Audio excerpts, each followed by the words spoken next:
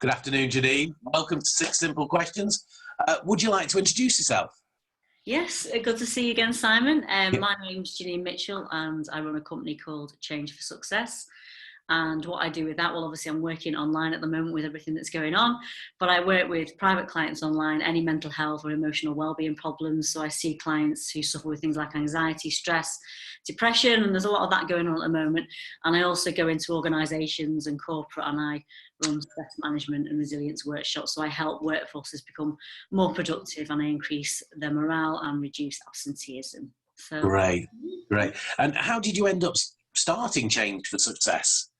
So I was in a really stressed out. I was really stressed out for years. I was in a really stressful job. I worked with high risk offenders. I was probation officer for 13 years. So you name it, I worked with it. Kind of lifers, murderers, drug dealers, sex offenders. Wow. And it wasn't not just me, but so many people in that job were off on long-term sick. They were stressed out. And I started a relationship with this guy and we ended up getting married, but he actually became quite abusive within that relationship. So I do a talk about this, but I won't go into it all now because we've not got all day, but I managed to finally, after several attempts, leave that relationship. And when I did, I went to see a therapist. But at the time I was kind of, I'm a strong, independent woman. Why do I need to go and see some guy to talk about my problems? But I'd heard that he was the best and everyone said how amazing he was, these people that had been to see him before. So I finally went along to see him after I kind of managed to leave my ex-husband. And it sounds cliche really, but the stuff that he taught me, the techniques that he taught me and the things that I learned during that time just changed my life. I went from this super stressed person with like kind of lacking in confidence and all this kind of stuff to a place where I felt completely different. And I got to a point where I was off work for the time as well. I was off with stress and whatnot, having gone through the situation. And I learned all these, as I say, these skills that just kind of changed my life. And a few years went by and I just decided to retrain. I managed to leave that job finally, and I retrained. My background's in psychology anyway before I did that job, so retrained, and then that's why I do what I do now, and I love it. I love it with a passion. When I was doing that job for so long, it was, like I say, super stressful. Now with what I do, even though I am dealing with some quite difficult topics, as you can imagine, I love what I do, and it doesn't feel like work. So it's, as I say, I'm really passionate about what I do as well. That's the good thing, isn't it? When it doesn't feel like work. Yeah.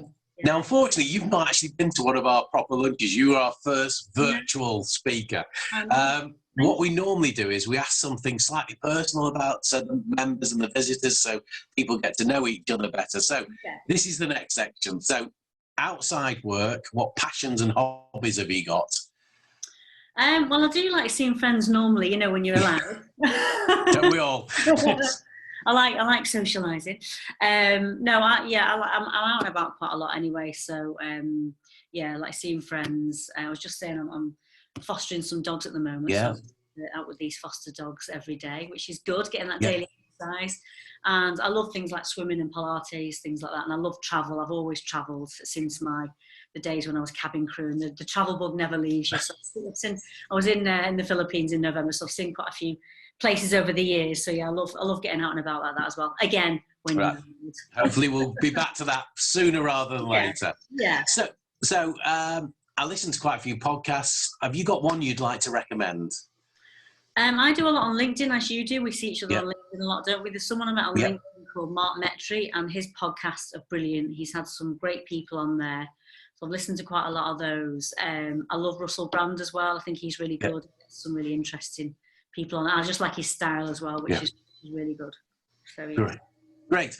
And we're all supposed to be reading a bit more. I'm not sure whether we are or we're not, but I'm doing my best. Any books you'd like to recommend?